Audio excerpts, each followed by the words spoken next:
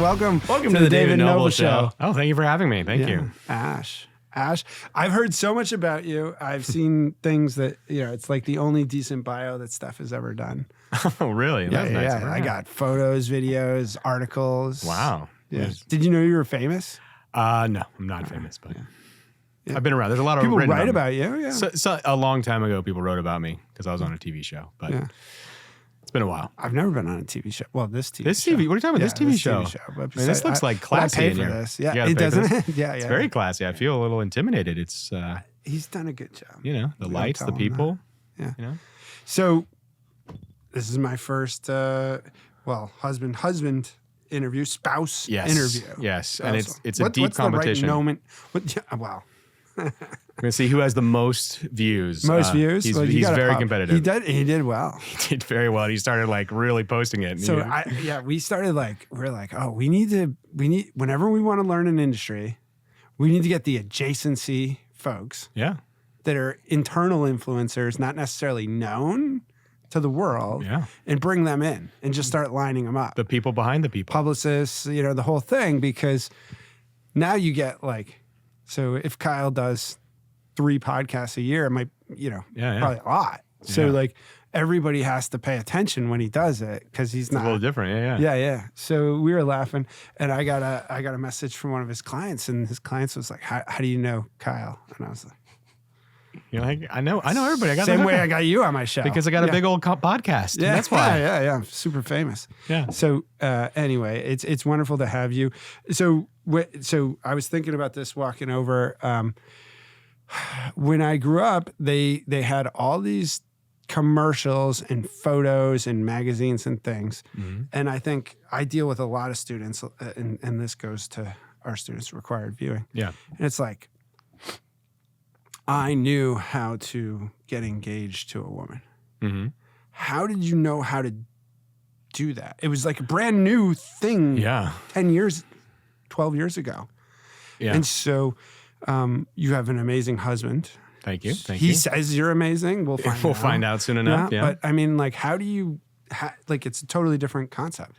Yeah, I mean, it's heteronormative, right? So, you sort of use that model because you've been trained your whole life that you should pair up and buy a house and have 2.5 kids. And so you kind of are always sort of walking this path, is that where I'm going to end up? And is the person just going to have different genitalia and I'm going to end up with that person, but we're going to still have the dog and the house and the kids.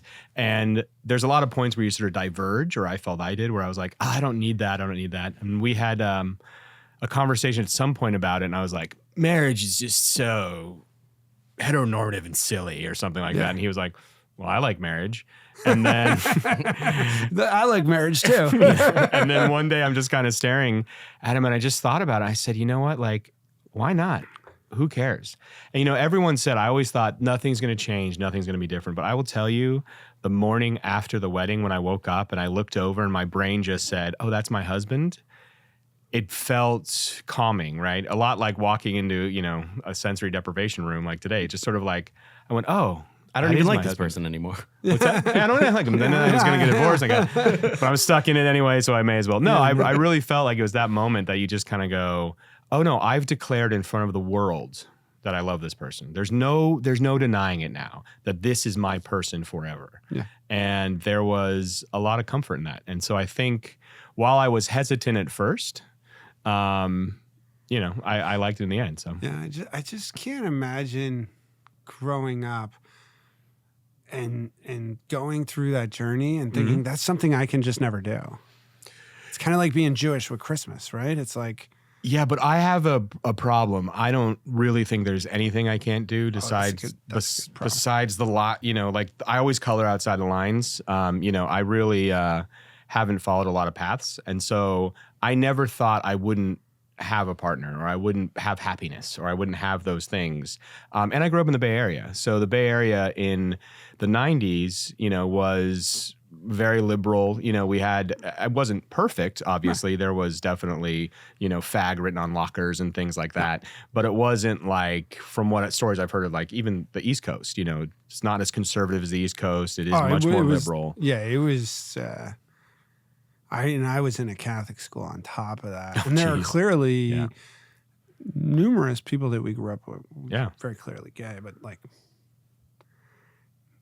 I think of how it like I can't even imagine today making someone feel shamed for that. Yeah. But like we 100% did. 100% There was I don't feel bad about it anymore because it was like we didn't know anything. You didn't Like, know how to look at it as a positive thing or as just a nothing. we didn't even know that it was a real thing, Right. to be honest. Yeah. It was Like, a difference. It was a difference, yeah, and it was like something to laugh at, like Yeah. anything else.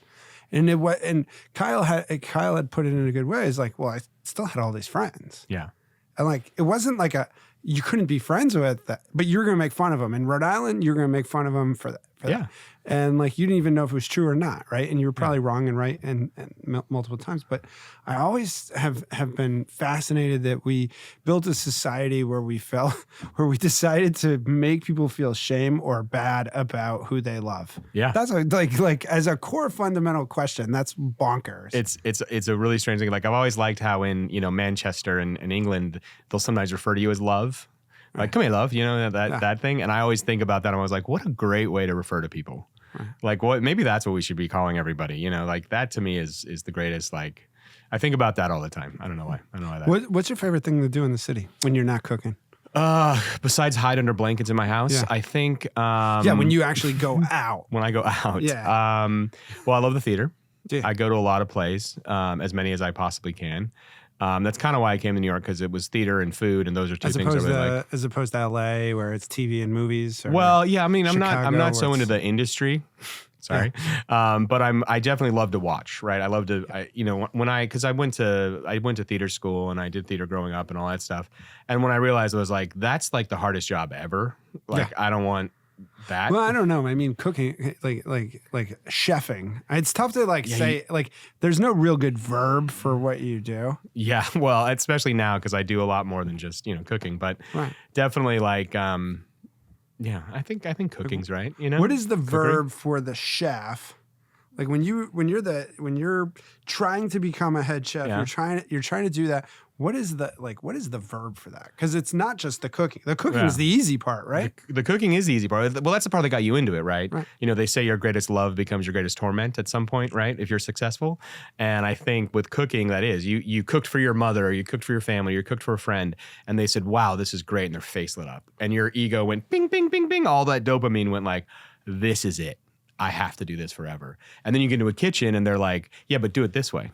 Right. But do it my way. How old were you when that first started? I was in there's a couple points in that in my life, but the first thing I cooked was I was in the 6th grade, and I took a summer course, and I didn't want to take any of the hard classes, so I took like the home ec class, and they taught us how to make bolognese from scratch. And it was just like ground beef. And I mean, the technique was probably not there. I barely remember it, but I remember making it. I remember it took me all day. I pulled tomatoes from my mother's garden and blended them up in the Cuisinart. And I'm sure I destroyed the kitchen, made a giant mess. And I made that. And everybody was like, they're like, this is good. And I just remember being like, oh, I can do that. And so I cooked a lot after that growing up. And then in high school, I started really cooking, and I got a job at a coffee shop, that kind of thing. And then it was probably, this is where it kind of started to switch, was my first restaurant job. I realized how much I loved the restaurant part of it. I loved the push. Because that's different, right? And that's what I mean is like the restauranting and cooking are different things. And I've had different people be like, oh, you should do this. And I'm like, no. I can make a meal for this table. Yeah. Like imagine coming up with a menu that you have to produce at a commercial pace. 300 different times a year. I'm like, no, thank you. No, thank you. Like if I had a restaurant, it would be everyone comes in and they get exactly what I give them. Exactly. There's no discussion. Those restaurants exist. They exist. Yeah, there was one Dictator Dining. Yeah, Dictator Dining. This is it. That's a good name for a ghost kitchen. You could throw a David in there also. Yeah. But no, there was a place in Boston over by Little Stevie's Pizza. It was a tiny Cuban place. And you had one choice. Like it was whatever they were serving that day. And that I could do. And this was in when, like the early 2000s? No, 90s. So I was in Boston from 96 to 98, and it was in the second half of that. So that era, interesting, just weird side note, and we can obviously take this out. But that's when we started to see, from the late 90s into the early 2000s, you started to see single concept restaurants. Right. And that's kind of why. People would do, like, there was a famous one here called Porchetta. Yeah, I remember it. Yeah, all they served was porchetta, right? Yeah. And that was a little later than that, but that was in the 2000s. Yeah. And that was good. And I like porchetta. And that was the idea, right? Like, let me do one thing well, and people are going to come to this place as a destination. So we mentioned the difficulty of getting people in your restaurant. Mm-hmm. As a restaurant customer, this is how I determine where I'm going to eat. Oh, good. Wait, should I take notes? Because I'm excited now. No, like he's recording. They're recording, so you can have it from any angle. Thank goodness. There's 2 or 3 mics. We're good. But I think it's a good question. Why do you go to a restaurant? Yeah, well, because I want a specific thing on their menu. Yep. I have a restaurant where I go for a steak sandwich. Mm-hmm. I have a restaurant where I go for pasta. Mm-hmm. I have I'm going if I'm in Williamsburg and I'm going to eat Italian.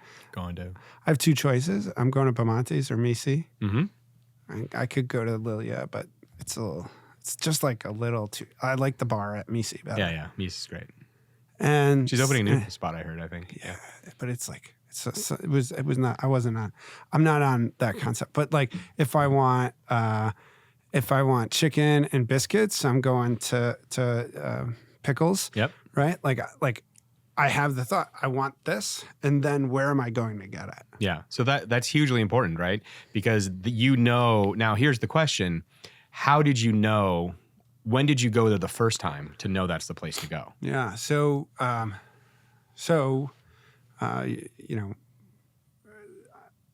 People like to eat socially. Mm-hmm. So like you go and you look through the menu and try something. Friends. Yeah, friends, family, spouse, any of those things. But also like Pickles, when they came out with their maison, mm-hmm. They were talking about the French tip. Yep. Now, the French tip downtown is better. There's that place, whatever. Yeah, what is it? Yeah. It's supposed to be cool and stuff. Yeah. I don't know. We got a table there one night. We walked up and they're like, yeah, sit down. And I was like, all right. And they had a great burger and French dip. But yeah, that's how I you do it, you look. And like when I go to a restaurant once, I'm looking for the thing that's most different than something that stands out that unique, I'm like, that's that. And so, you find it. And it's rare that I find a restaurant where I'm like, oh, I can go there and order anything. Mm-hmm. But that's true probably of most restaurants, right? Because we always, whenever I write a menu at least, I always look for sort of a couple hero dishes. A couple dishes that are going to knock people's socks off. The truth is, most guests are going to get a burger and a Caesar salad, right? Really? Most guests get that. Is that what happens? Most of the time at a restaurant. Like a burger is our highest seller, probably company-wide. Really? Right? And we have some amazing other things on our menus, and those bring people like you. And you say, dude, we got to go to this restaurant. It has the most amazing pasta, it's the most amazing, whatever it is. And you go there, you bring your 5 friends. 2 of those friends eat very plainly, likely. 2 out of the 5 friends eat, burgers no cheese or burger well done. Or can you imagine living that life? As a restaurateur, not to talk bad about them, but like to me that would be so sad. Yeah, but their money's green too, so I welcome them. So you welcome them, yes. But I do have friends that I have converted somewhat. I do have a friend I grew up with that now is a very adventurous eater. That's a win. And he's discovered all these other things. But when I grew up, it was, all the hamburger plain, like literally no meat, cheese, ketchup. Now he puts cheese on the burger, but he will definitely now, like, he loves food. He loves experiment. He actually became a great baker. He got into food, and it's just sort of, not that I had any real influence on it, but there's just a moment where I think you do get tired of the same thing, but there's still things I find comfort in, that it, not great food. I always talk about my mother's meatloaf, right? What's your guilty pleasure? My guilty. You're not even allowed to usually have it in the house. Like, what's that thing? Oh, I don't think there's anything I'm not allowed to have in the house. My husband does not love when I get Korean takeout because I eat The this. smell or yeah, the- there's this soup that I like. That's this beef garlic soup, mandu gook, and it's like it's the place I get it from is real garlicky, real nasty, and I just like, and you know, I'm disgusting. Like I eat out of quart containers if I possibly can. Yeah. You know, you can take the boy out of the kitchen, but you never take the kitchen out of the boy. And I like slurp the noodles, Cowboy style. covered my Yeah. face. It's just, I'm a disgusting pig. Yeah. So whenever he's away, I can appreciate that. whenever he's away, that's when I get the Korean food, I would say. Yeah, That's yeah, I kind can of a see. guilty pleasure. Like after 1 hour of knowing Kyle, I could see how that would pose problems for him. Agreed. You know what I mean? Like you're Let's just like, say I got a little family meal, I think, on my shirt somewhere today. No, I had that Find the Good hoodie. Took it out of the mail on Tuesday. I'm feeling so good about myself going to class, wearing it with my co-teacher owns the brand. Yeah. I mean, I got like 4 miles down the road and I look down and there's 2 drops. I'm that way.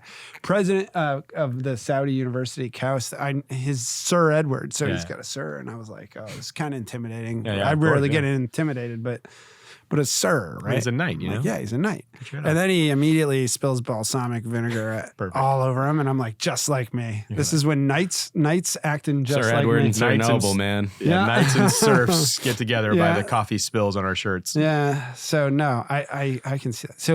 So Korean is what so Thai was that for me. Yeah, I love Thai food, too. Yeah. Thai, I love Thai. But the guilty pleasure has to be like, for me, it's like, you know, it's like you get a really good cookie.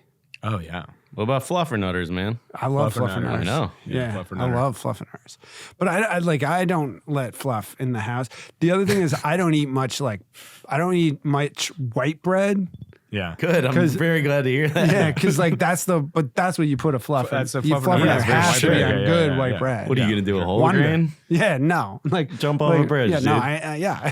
See, like it's salty. Yeah. See, I don't discriminate with my guilty pleasures. So everything you just named, I'm super into. Yeah. And then anything as fatty as possible. I love fried things. Like I went to the movie theater once with my sister-in-law and we were standing there and it was one of the new things that have like a small kitchen in the back and creating that whole new experiential thing.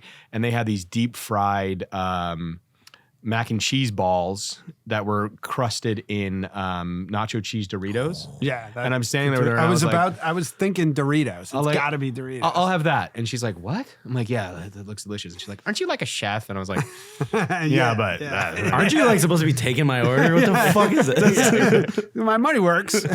Please. or I like at want the that. ballpark, I love like nasty ballpark food. Yeah. Like I came back, I went to the Yankee Stadium one time and I got so excited because I went to this little cart and I got to see the guy open the nachos. This is years ago now, but he pulled a hot steaming bag of like beef and like cut it open. It was like the intestine and is like all puke. I was like, yes, give it to me. What is this strange thing? It's delicious, actually. Yeah, so they laugh at me because I can go from the lowest to the highest levels of eating. Yeah, but that's humanity, right? We go from our lowest to our highs. Yeah, I don't like when people are like snobs about Yeah. it. It's like, come on, man, my hot dog is this hot dog. I've If been it's trying good, it's to good. upload this. I'm hoping here I can do it from the internet to upload It's the been worldwide on meeting there tour. as a draft for like weeks or a week or two. Yeah. We had some issues. Yeah. So it's on there as a draft. That's what it says. So I got a worldwide weenie tour. What does that mean? You go around and you Yeah, we went Taste to like weenies? well, yeah, we Because I went think Puts I on did his that in high Nine's school. underwear. Yeah, that's it. Different, Oh, different but thing, same. yes. Different but Yes. same. Exactly the same, but exactly different. I never knew my baloney's last name either. So There you go. That was good. I never knew my. I'm gonna. Well, I'm not gonna be able to use it, but I'm gonna pay someone to use it on camera. perfect. Yeah. Well done. So I'm well done. stealing that. 10%. I'll tell my right. agent. I'll tell my manager. You got a manager? Yeah, his name's Kyle Luker. No, I don't really have a manager. No. It's always paying. They always have managers. No, I don't have So, any manager. Worldwide Weenie Tour, 3 days. We're firing the cameraman, but besides that, it was amazing. Mm-hmm. And 3 days, I think I had 34 hot dogs. We're trying to piece together the hot dogs from the video footage. I had this dream, but of course, we didn't have the right cameraman, where it would be like, every time I had a new hot dog on the tour, like the bubble would come up and there would be a number, but it didn't work. But yeah, we went New Jersey all around New Jersey. Tommy's Italian. Oh, you went to Tommy's Italian? Fantastic. Tommy's a great guy. Yeah. The light version of the Italian versus Jimmy Buff's. Yeah. Which is way heavier. Yeah. But if you Do eat, you Ruts Hut? yeah, of course. Oh yeah. Okay. You did the classics. Okay. All right. Didn't mean. I mean, Yeah. we had the cremator, we had the crispy, we had the ripper. The Rippers, of course. So the Ripper is the thing. So the ripper is the base layer, and then you got the crispy, which that's what I actually recommend. And then there's a cremator. What's a cremator? So you put don't need the to know hot about this, dog man. in the deep fryer for 7 hours. Oh, so just like it's from when Have you someone ever left eaten in the mud. charcoal? Yeah. Yeah, if it's like eating Yeah, charcoal, love like charcoal. you bite it and you're just like, Well, I like the theory of it because it's a slow caramelization, right? Because the hot dog's on the bottom, right? And that sugars, because hot dogs are filled with sugar, that's just slowly caramelizing. So it's gonna be this dark, bitter caramel. it looks like a turd. Yeah. Yeah. Like I got like a full on yeah, like poop yeah, emoji. like a poop. okay. And it's sitting there, and you're like, am I really supposed to eat it? And I ate a bite, and Blake ate a bite, and it was terrible. Oh, it wasn't great. But yeah, I don't like it. But we went back with I'ma Eat This, who was on the show. And he and I went back to Ruts Hut because he's like, I want to go to Ruts Hut. I was like, Let's do it. It's call right there. me. I got a car. Like Yeah. we can go together. And we went and we ate a bunch of stuff and videoed and everything. And he got a cremator and he took one bite in it and he was like, this is amazing. And Wow. I'm like, because they try to stop you from ordering the cremator. Right. They're like, no. You don't you actually don't want want that. this. You don't want this. You don't want this. Yeah. You're like, yeah, no, I want it. And they're like, no returns. So yeah, no, it's completely devoid of moisture. Yeah. Ooh. So like salty bacon Yeah. that's burnt Okay. all the way to I'm a with- crisp. I'm still kind of with it right you now. might like it because it's I'ma Eat This loved it, Yeah. and people that they make it for a reason, right? Like Well, they make it for a reason for what you're saying. Because you get that and you get a hot dog. maybe. And now they just increase their check by. Yeah, but it's so rare that someone gets it. I think, but like it happened and it maintained being a thing, right? So what I liked about Ruts Hut is they have the child's, so they have the height for a little ledge for adults, full-size adults, but they have one for children. That's cool. That's perfect. So multiple generations, and all these places are 4 or 5 generation hot dog spots in Connecticut, Rhode Island. We went all the way through. Yeah. And what was cool was like you'll meet someone in there. Every place we went, we met someone that had been going there that was 70 years old that had been going there when they were a kid. I mean, that's the dream, right? Of a restaurant where it just keeps going. And it's smart to do that kid thing because it creates a tradition, right? We talk about that on special days, right? Our goal is like, we just opened one of our restaurants for Christmas this year. We'd never been open on Christmas. And we were like, this is our chance to create a tradition. I go to Jacob's Pickles every Thanksgiving. It's like, I'm going to the parade and I'm going to Jacob's Pickles. It's a non-starter. I'm never cooking a turkey dinner again. Yeah. It's amazing. They created a tradition. The first time we went there, they knocked it out of the park or something, Well, yeah, it's like, what I found out is turkey is so much better cooked in a restaurant. we have a couple tricks up our sleeves. Yeah, like they use breasts, I assume. And then you're not losing all the moisture. And they have a combi oven at Jacob's Pickles. They have all the tricks of the trade to make it work. Yeah. So now I need to figure out what is my item at Abigail's. Abigail's, well, you should definitely. I mean, that should be the first restaurant you can have anything on the menu. Really? No, I don't know. Maybe. There's others. Sunday in Brooklyn. I'll get anything on Sunday in Brooklyn. It's going to be good. Yeah. Chez Ma Tante, whatever that is. Chez Ma Tante. I always say Chez Ma Tante. Chez Ma Tante. That's always what I've been see there it. too. But that place, you know the place. I do. You don't know the Lovely. last name, but you know the place. I know exactly. So no, but that Chez Ma Tante, is that it? Is that how they say it? My aunt's house. Yeah. Oh, it's so good. So I have a nod on the menu at Abigail's to Chez Ma Tante, and our Niçoise salad, I call it Chez Ma Tuna. There you go. Because is that really from It's it? for Chez Ma Tante. Yeah.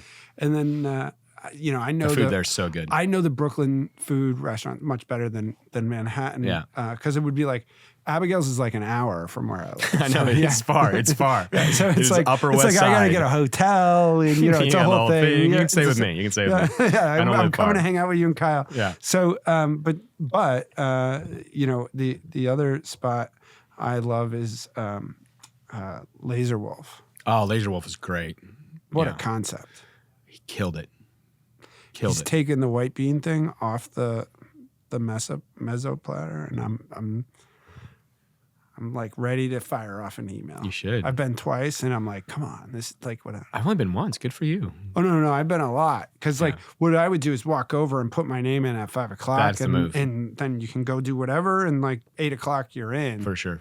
But yeah, because the first time I was like, I can't do this. Like I had to call Resi, I had to get a guy. To stand in line, right? No, I had to get a guy that worked at Resi to go in the back end of the system and steal me a reservation. Please send me that guy's number. We call him Laser Wolf, whatever. Anyway, he broke up with the girl that I know, so I don't think I can go back. Selfish. Laser Wolf Dan, that was his name. Laser Wolf Dan. Laser Wolf Dan, yeah, he's no longer doing it. accessible, That's but he funny. definitely stole me the reservation. I mean, it's worth it. It's one of the. I think they open at 10 a.m. for like 4 weeks later or whatever on Resi, and you can make a killing on stealing reservations and reselling them. That's a big thing right now. This is a horrible thing. Yeah, I don't. This should not be allowed. It shouldn't be. It's like scalping. It's just silly. What should the system be? For reservations? Yeah. I mean, I think it's, first come, first serve, and you just, hope for the best. And then hopefully people show up. I mean, the most frustrating thing with reservations is when people don't show up. They make this reservation.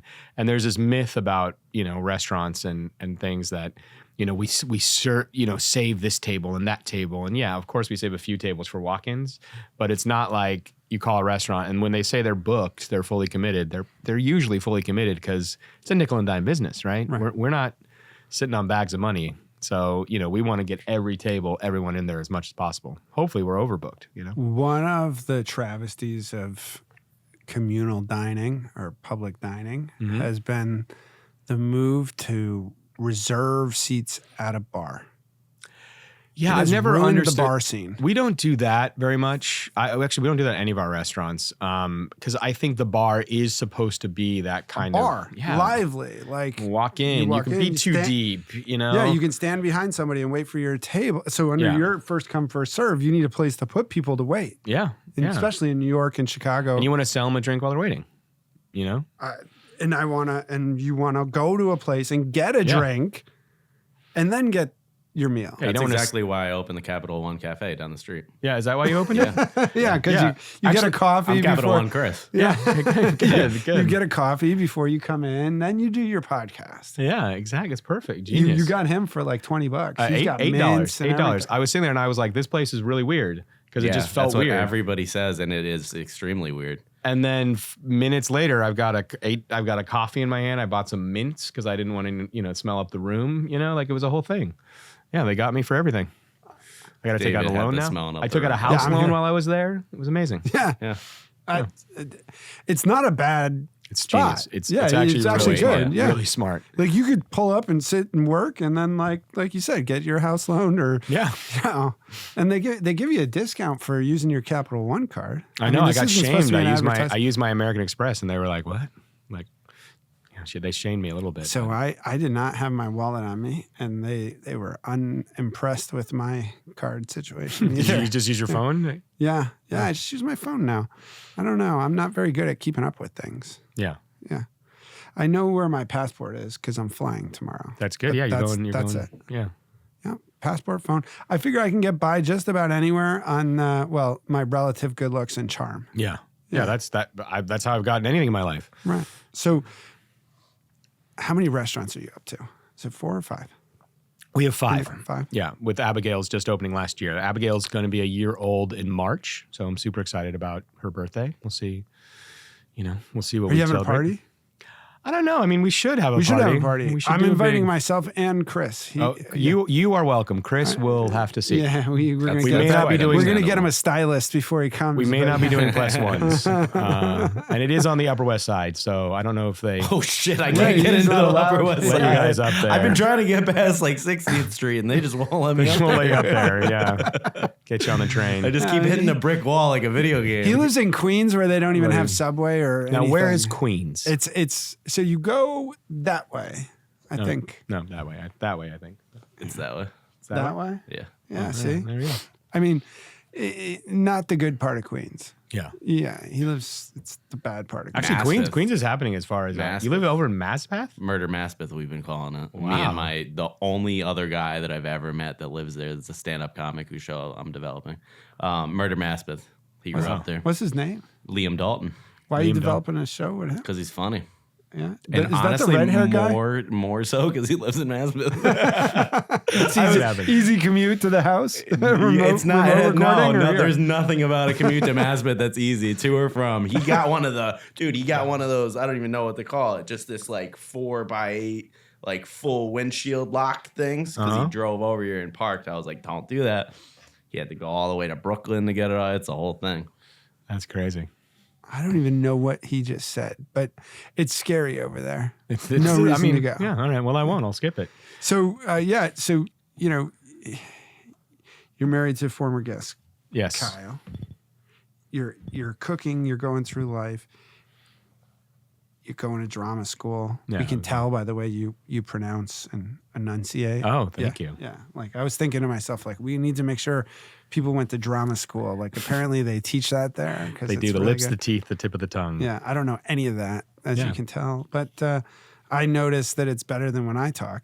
But you're going through that pathway, and you get into the restaurant. You hit the neurons. But how do you move towards where you're at now with running and opening and starting restaurants? And it's not many people work in a restaurant and never make it past Yeah. Yeah. the table. Yeah. Sadly. Yeah. Well, sadly, or whatever. Maybe that's their. Yeah. I mean, if it's their choice, I mean, I think the industry sometimes doesn't know how to sort of buoy people up. That's probably true. You kinda have to claw your way. Development of talent is not well done. I Yeah, agree with it's expensive and it's hard because it's hard to develop talent when you're busy just trying to survive, right? And you're every day drinking from a fire hose. It's hard to say, let me show someone how to use the fire hose, you know? And so for me, I mean, I started cooking and I just, I thought it was a job at first. And then I was really bad at school. I just was not great at it. And so I couldn't sit in a classroom. I got twitchy. I just I never could do homework. I don't know why. I probably have some sort of. I've never done homework, but I'm amazing at school. Yeah. I'm the best you've ever seen. I mean, obviously, look at you. No, I mean, I got 4 degrees. Like, That's crazy. I could not imagine getting 1 degree. I have no degree. I barely graduated high school, actually. Yeah. I got to the end of it and I messed up my government class or my English class or maybe both. And I had to go to summer school and fill out these essays. And, it was never really, I don't think it was an intelligence thing, but it was always just it just wasn't for me. I just couldn't do it. And I used to say I didn't like being told what to do, but then I became a chef, which is you're notoriously just told what to do. I kind of liken it, it's just sort of having that structure in a kitchen in a restaurant. I just responded to it. And I was in San Diego. I was cooking in San Diego, and it was that moment. We had just opened a restaurant with a friend of mine, and I was with the opening pastry chef at the time. And I just realized that what am I doing going to school? I don't have to go to school. And my father has a degree, my mother, so I come from a schooled family. Yeah, so you're not coming from a first generation. No, university. definitely. Yeah, my grandmother went to Berkeley. She was one of the first women to graduate Berkeley. So this was a very education Get was her on important. the podcast. She's still gone. alive? She's gone to Jesus. Bless her. We could get a medium. We could try a big crystal ball. Yeah, my mother did a medium. My mother does a medium. She listens to the show. I found out. Mhm. So yeah, This show, yeah, this show. and your mother's a medium. No, she goes to the medium. Oh, maybe we'll ask her if she sees my She's grandmother. got that's what I'm thinking. We could get my mother Yeah. and your grandmother. Her story's actually together. more interesting than mine, I think, personally. Yeah, yeah. If know? you were an early woman at Berkeley, that's probably really Yeah, interesting. super smart, But yeah, so I didn't have any degree. And just deciding at that moment, being okay with being good at what I was good at and saying that can be a career for me was, just one moment you decide that. And it takes your friends and your family and people around you that constantly give you hey, it's okay to do this. Not my family. My family was like, look, you'll finish college at some point. But, my friends were like, dude, you're kind of good at this. You're 22. You're a sous chef at the W Hotel. Like, you're kind of good at it. And then, I was good at organizing things, and, I stage managed during college and stuff, Right. And that's kind of what it is. It's this beautiful marriage of like, this creative thing, this craft, and then you kind of manage the management side of it. And those two worlds always spoke to me, kind of a lot like theater, I guess. Yeah, well, I was just gonna say it's like theater, except you get something instead of a $56 cocktail. Right, exactly. In a exactly, plastic cup. Right, exactly. But that's why I think I love the bar at Misi. Yeah. Is because you're watching the whole theater. So I think someone called it a ballet of knives and fire. Yeah. Yeah. That's a great, and and I like there that they have the gelato guy over here, and they got the stove, which I suspect the stove is probably why is the city trying to put all the restaurants out of business? Why is the city? Yeah, they don't like stoves apparently. Now. They don't like stoves. They really don't like solid fuel burning. I ran a barbecue restaurant for 12 years, and we had a solid fuel, which means we're burning wood in the back. That's amazing. And we had so many regulations. The fire department was in there all the time trying to shut us down. But wood is that's where real flavor comes from. I think it's where the great flavor comes from. It's that last secret ingredient, right? So I agree entirely. You got apple wood, you got hickory wood, you got infinite amounts of wood to impact what you're cooking. Yeah.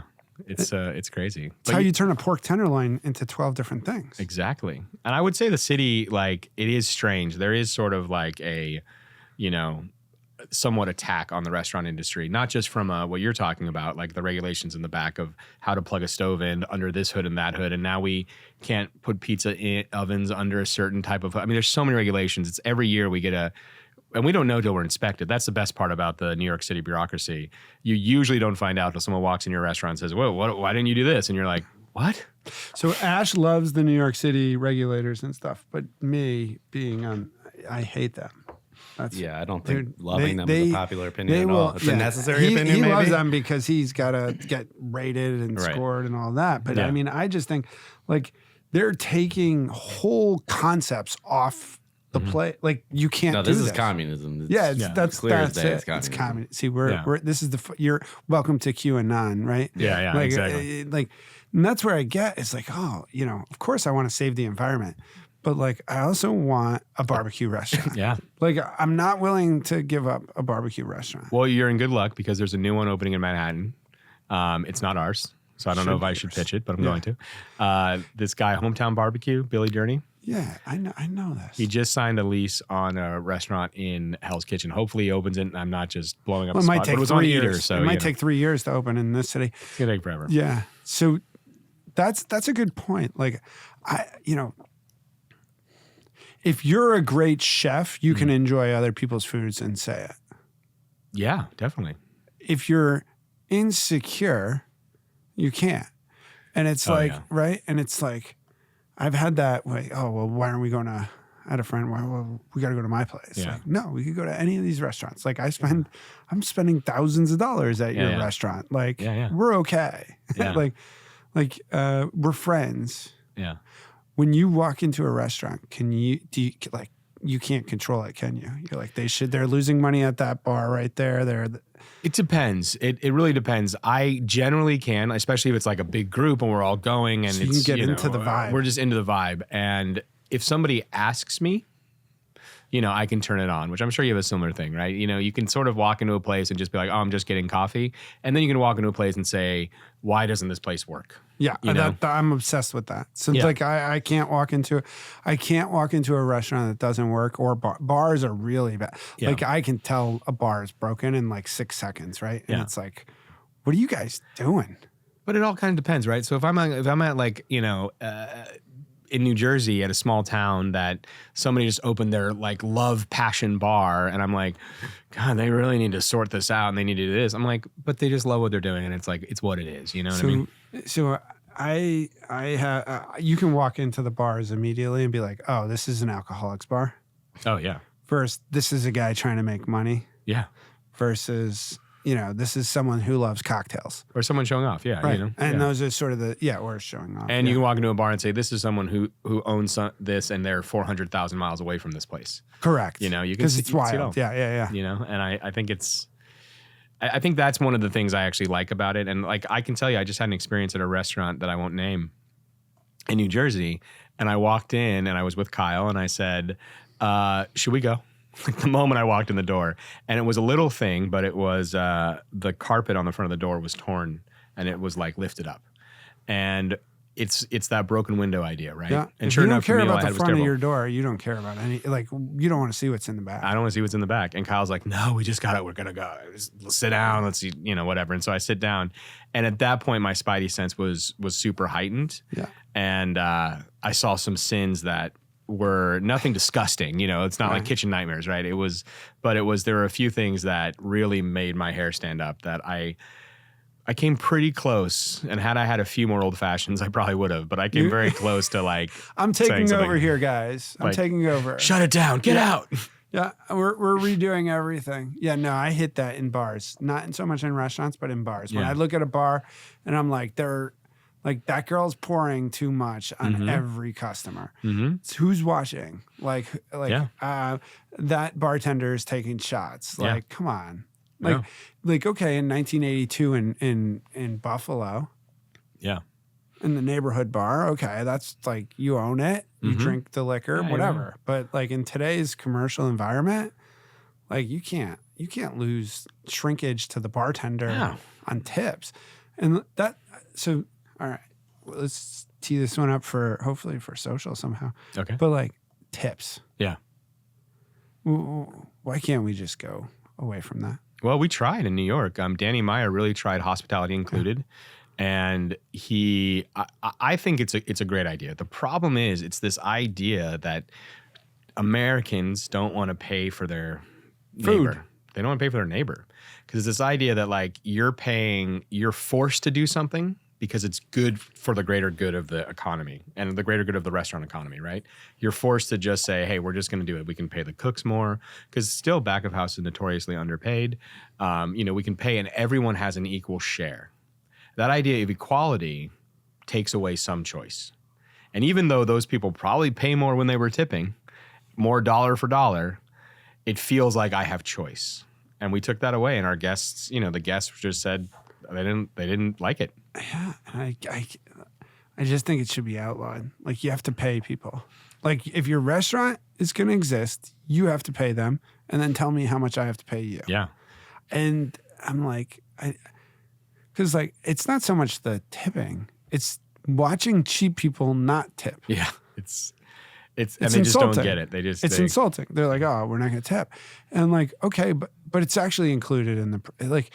I know it's optional, but it's not. It's because they're making $3 an hour, $4, like whatever it is. Yeah, it's more than that now, thank God. But it's definitely it needs to be clear to the people. And we live in a big tourist area, and obviously cultures all over the world have different views on tipping. Yeah. Plus they're all cheating. The Europeans are all cheating. They know we tip here. Oh yeah, they know. Yeah. They're liars. Sure. They hide behind their fake languages. They hide behind their fake languages. Yeah. Yeah. They speak English until it comes time to tip someone. Yeah. They're like, well, je ne sais pas. Yeah.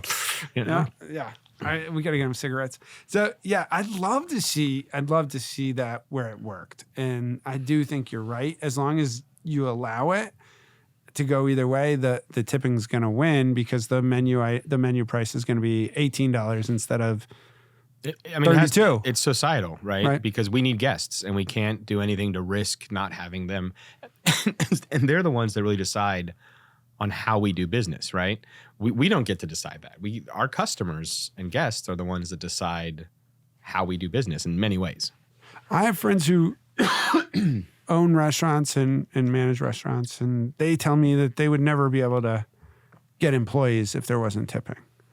And I'm like, that sounds crazy. Well, that's just not entrepreneurial thinking, right? That is thinking I can't get employees because the system's going to change.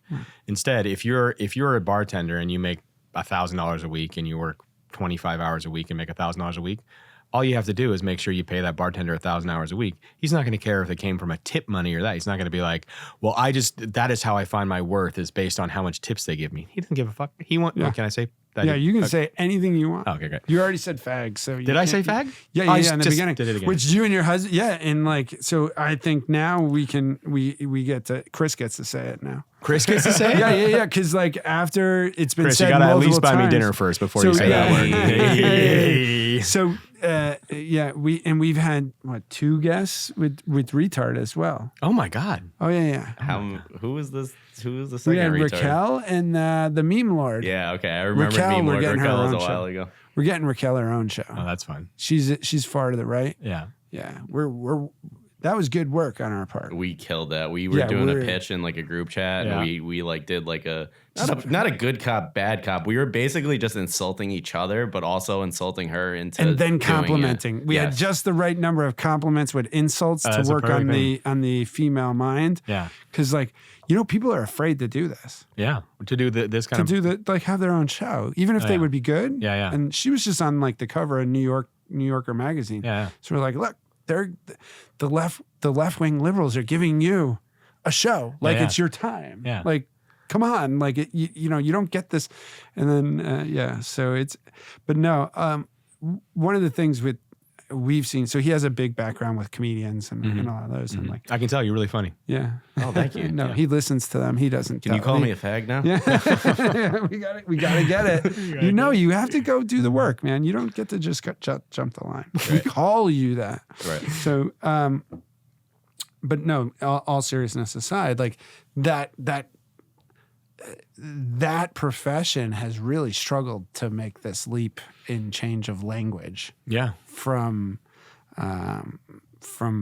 let's call it like circa 2000 to 2020. Yeah. And they're definitely, I think we see it across the political discourse. They're involved in the political discourse now because they feel so changed and so attacked and put to the fringe. Yeah. How do you guys feel about that? Because I hate it. I hate their involvement in the political anything. I mean, I think it's the same. Like if you go back and you look and like you say anybody. But like when Lenny Bruce was like going through that sort of stuff, it was less annoying. Well, it was less annoying then because like the clear. I mean, I think. It seemed more I justified. think at the time it was in certain ways. probably annoying, and then Maybe. looking back, we're like, well, why is?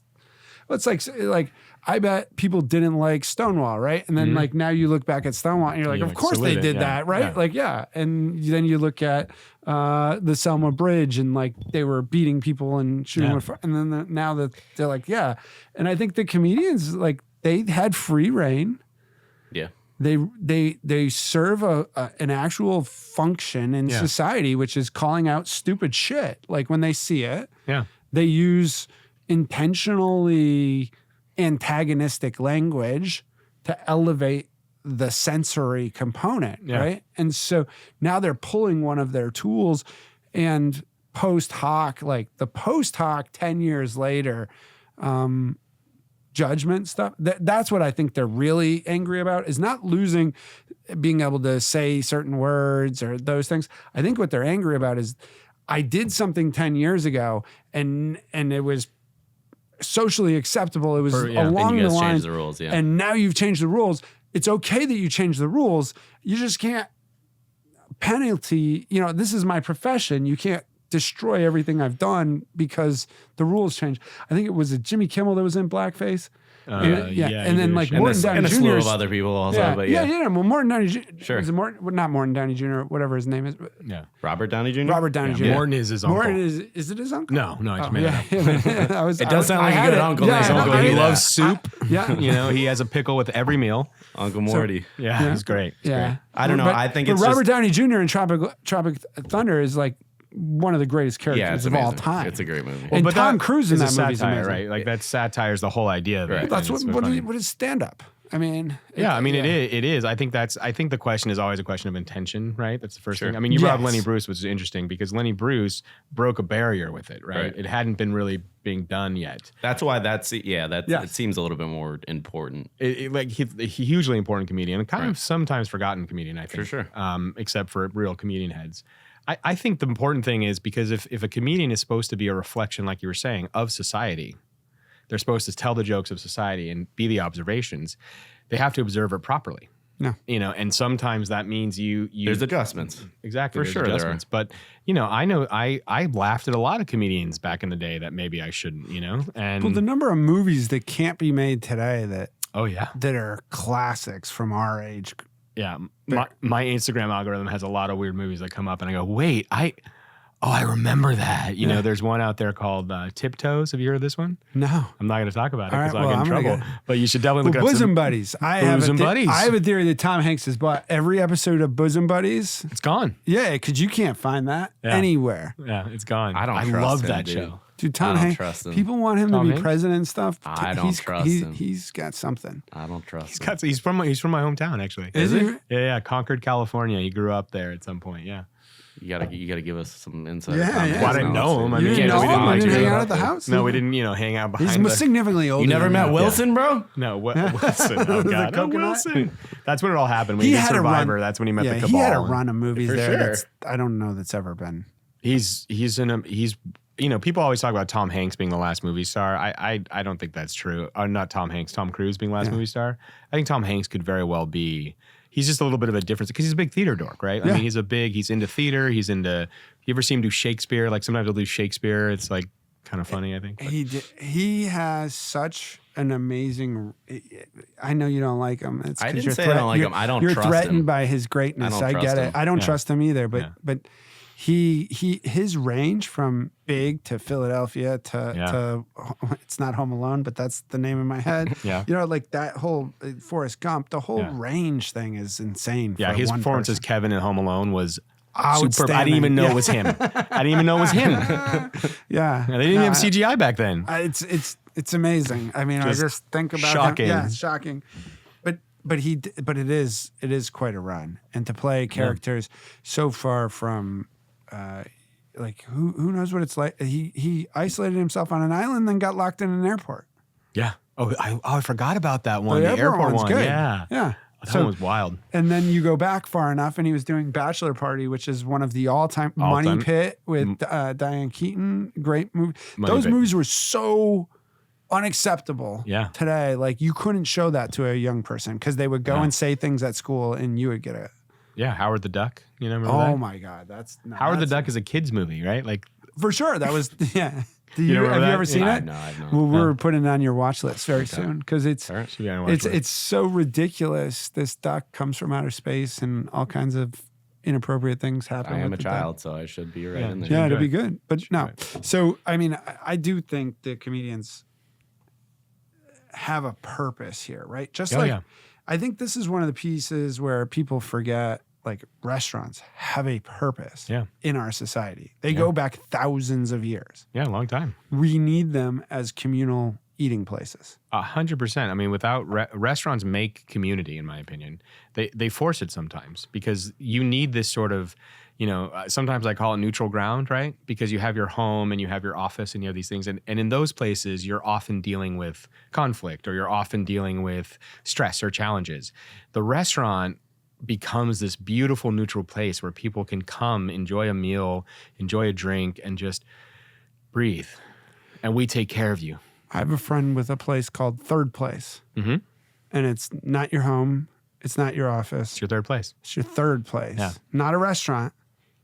It has food. They serve food. Yeah. It does restaurant things, but it's a third place. Yeah. It's like you're going to get some of the anxiety from home and some of the anxiety from work, but you get to choose that third place, right? You're absolutely right. Physical places have such an important part in our development. Yeah. The environment has such an impact on our conversations and our relationships. And like any big, important, difficult conversation almost always happens in a restaurant. It happens and it goes better in a restaurant. If you're in a quiet room just staring at each other under fluorescent lighting, it's going to go worse. Yeah. But if you're there under a perfect lighting with just some music that's muffling any of those awkward pauses, and then in front of you, you get like a beautiful cocktail, you get these sensory just comfort. And we spend a lot of time in restaurants trying to make you comfortable, whether it's we know it's your birthday and bringing you a candle, that's the classic hospitality, or, something that's more next level for hospitality. like we had a guest come in, and I looked at his reservation and said it was his birthday like 3 days before, and he was in LA for his birthday. And he came in, and I just said, hey, his birthday was a week ago, where he just got to New York. He said he'd coming from the airport or something, it said on his resi.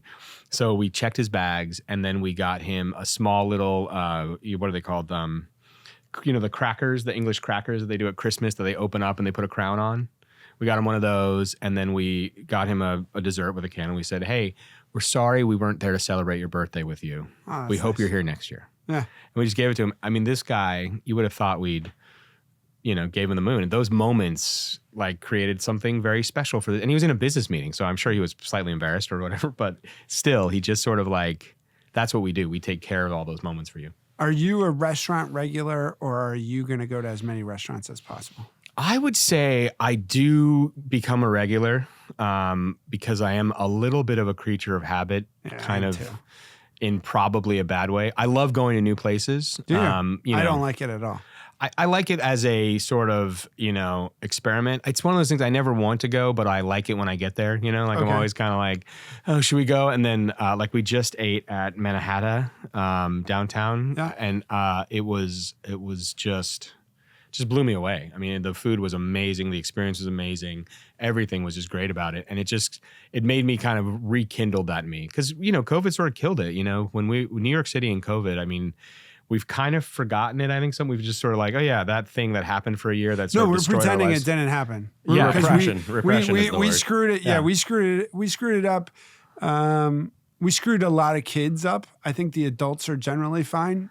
People that tend towards mental health issues, they got hit harder. Yeah. Right. And then obviously, I think it was Stacy or Stephanie with her epic smoothies. Yeah. She's still working on it. She's still working on it. Yeah. But I mean, I do think like we're just trying to pretend it didn't happen when it was traumatic. It destroyed the city. I mean, it really destroyed the city, and it especially just destroyed my habit. I used to eat out 4, maybe 5 times a week.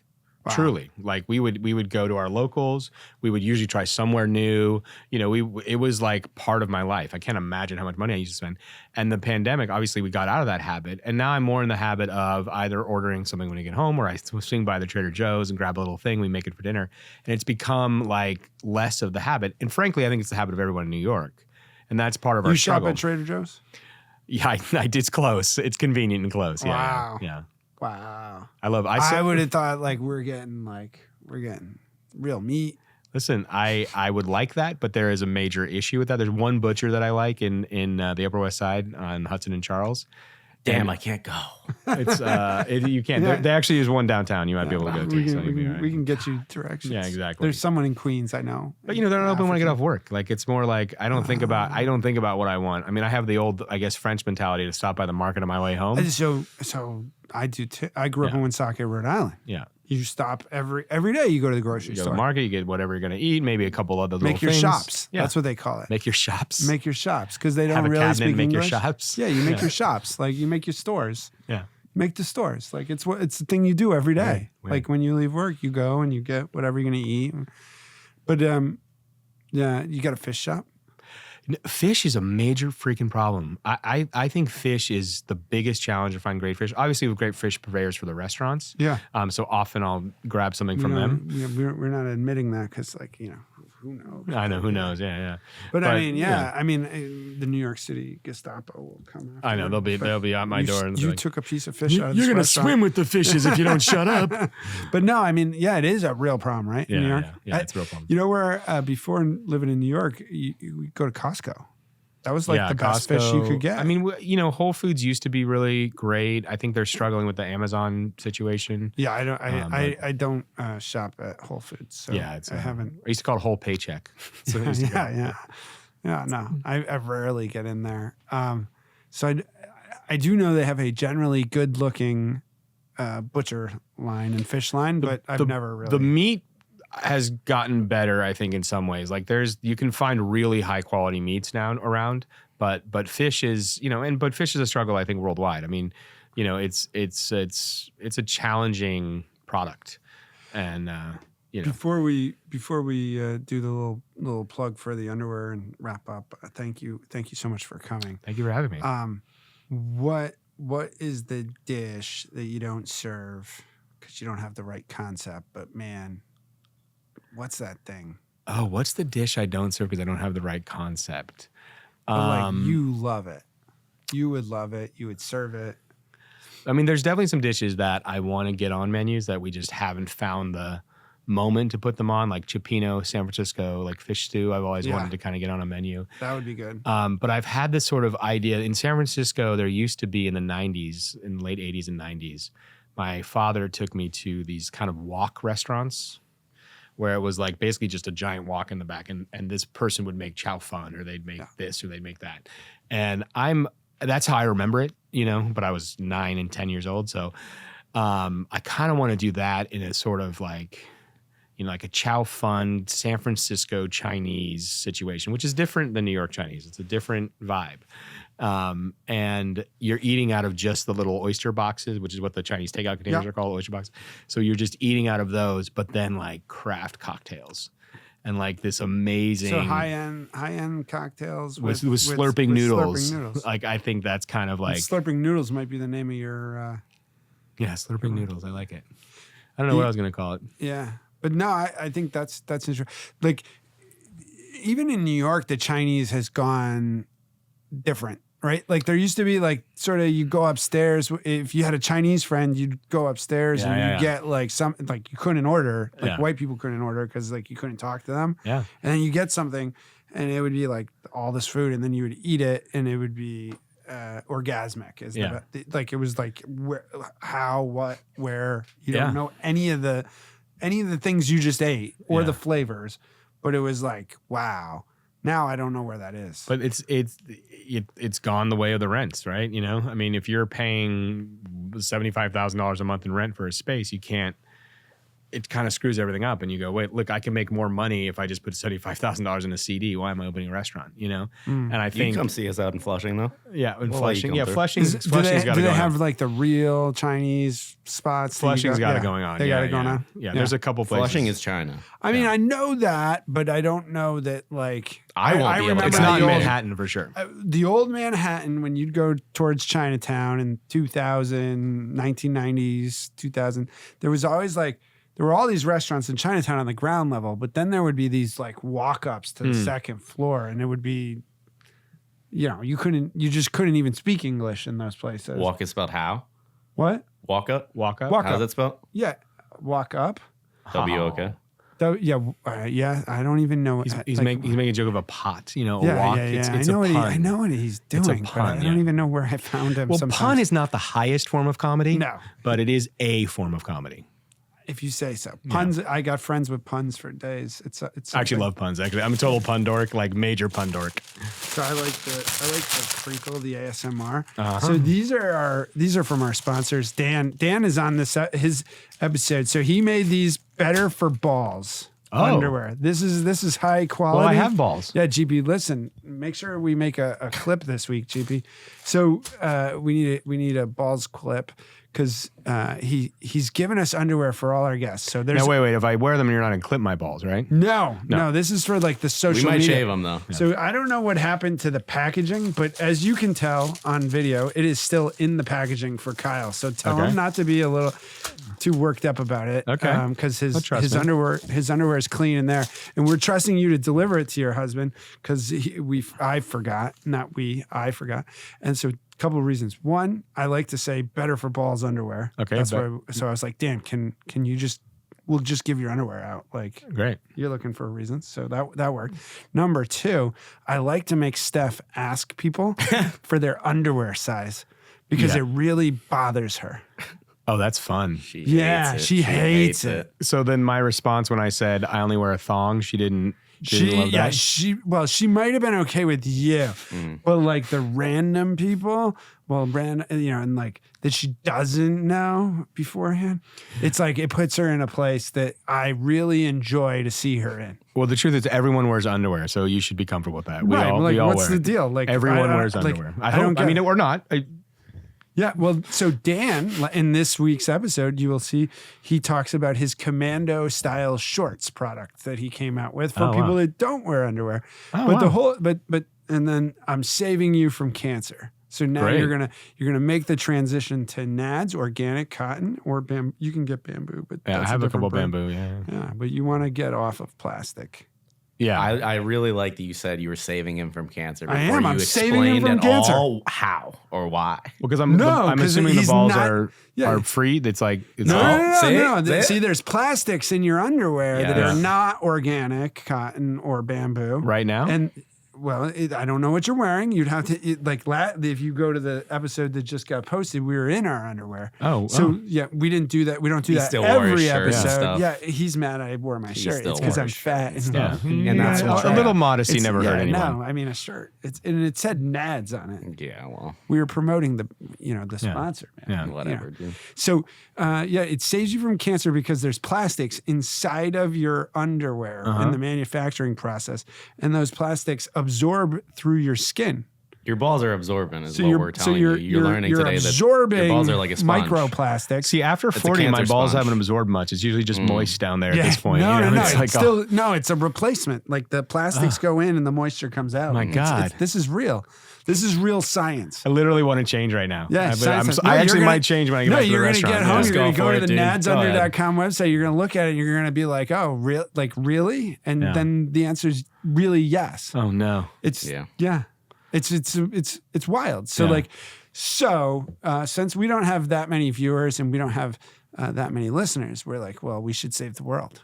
And I may as well. And we don't really care about women because we're not women. Yeah. No, right? it makes no, perfect sense. they wear the nads. Yeah, they wear the nads. They wear the nads. We're saving something. I don't know how it works down there really, but we're saving something. We're saving something down there for them. So the girls like the boxers. Yeah. I think you got a boxer and a boxer brief. That's great. That's perfect. But he started the company. He doesn't tell his revenue, but he's sold over 200,000 pairs of these since 2022. That's a lot of undies. It's cool. So plus you get to say better for balls underwear. I mean, there's nothing better than that, than better for balls underwear. That's the clip, GP. Yeah, come on, GP, get with it. We gotta make something for Dan. I got some media training, so I jumped right in. Yeah, with it, I know. We noticed that because you got the drama background. I'm telling you. So, he was also on a TV show. I've been on a couple of TV shows. We didn't even get into it, but that means we'll talk about your TV shows when Kyle comes back for his segment. So I heard he's proposing a segment to Stephanie. Really? Is he? What's the segment? He is welcome back for. I don't know. He's got a. We don't know yet. It's a surprise. I don't know. Stephanie's. I think at his house right now. I just asked her. She's probably pulling his underwear, Stephanie throwing is it out in the window. Lobby right now. Oh well, leave her there. Yeah. We'll have fun. Oh. She's. Don't tell her I said this, but she's actually a wonderful person. Yeah, don't tell her. It's just between you, me, and. Do not tell her. That's 700 people that listen to her. Oh, it's going to be more after this one. Yeah. She I like that. Yeah. Talk your shit. Yeah, no, I like that. He's in a promotion. We need that with guests. Yeah, you have to promote better than Kyle because Kyle was killing it. So yeah, no, that's it. You want to win? Well, we can maybe. He's got 5 restaurants. We could be running clips in the restaurants. Actually, my restaurant's not far from me. You guys should come eat lunch or something. I'll come. It's on 36 and 6. Done. I think I'm there. 36 and 6? Yeah, we have 2. We have Rag Trader in the parlor room right there. So. Oh, yeah. I've been in the parlor room. Yeah. I've been to your restaurant. See? We're going to lunch. You're not allowed to go to lunch yet. You're not done working. Yeah, I know. Don't you have 3 more of these? Yeah. All right. Well, thank you so much. Thank you, man. I appreciate it. They're good underwear. I'm excited, enjoy, and you won't get cancer. That's the best from part. From the That's underwear. the best part. Yeah, I'll get it from. You'll get it from literally everything else in the world. You get it from everything else, but not the underwear. Exactly. That's it. Thank you. Cheers. Thank you.